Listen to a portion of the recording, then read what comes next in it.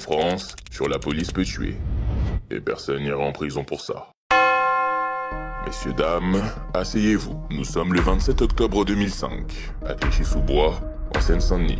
Il est 17h20, un groupe de 6 adolescents rentre d'un match de foot à Livry-Gargan. Ils ont 14, 15, 17 ans. Des gosses, ballon à la main, sueur sur le front, c'est les vacances de la Toussaint. Rien d'illégal, rien d'anormal. Mais ce jour-là, un employé d'un funérarium, persuadé qu'il prépare un vol, appelle la police. Quelques minutes plus tard, une patrouille arrive. Pas de sommation, pas de dialogue. Les jeunes paniquent, ils courent. Parce que dans certaines banlieues, la peur de la police est plus vieille que les adolescents eux-mêmes.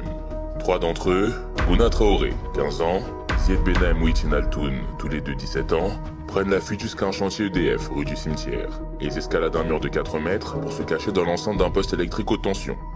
Il est 17h36, à la radio, un policier, Sébastien Gaillemin, lance cette phrase. « S'ils rentrent sur le site EDF, je ne donne pas cher de leur peau. » Une phrase de trop, parce qu'à 18h, Zied et Bouna sont morts.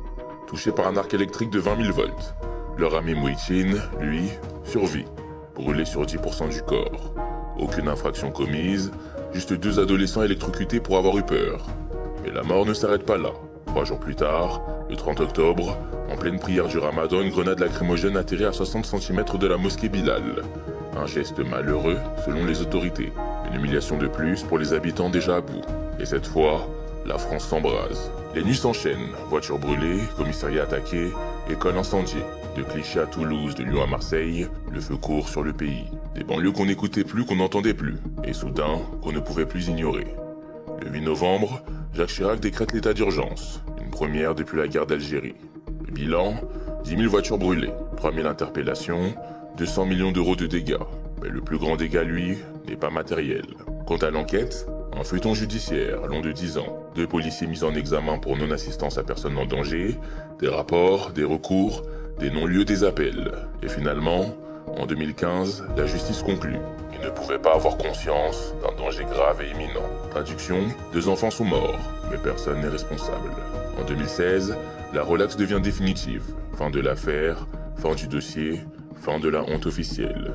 Mais dans les mémoires, rien n'est clos. 20 ans plus tard, la question reste la même. Pourquoi ont-ils couru? Peut-être parce qu'ils avaient appris qu'ici, quand tu t'appelles Zied ou Bouna, le simple fait d'exister peut te coûter cher. Alors que retenir de cette histoire? Que la peur tue plus sûrement qu'une arme, que la justice parfois préfère l'oubli à la vérité, ou qu'en France, certains noms ne deviennent célèbres qu'une fois gravés sur une stèle. Moi, je ne juge pas, je ne fais que raconter l'histoire.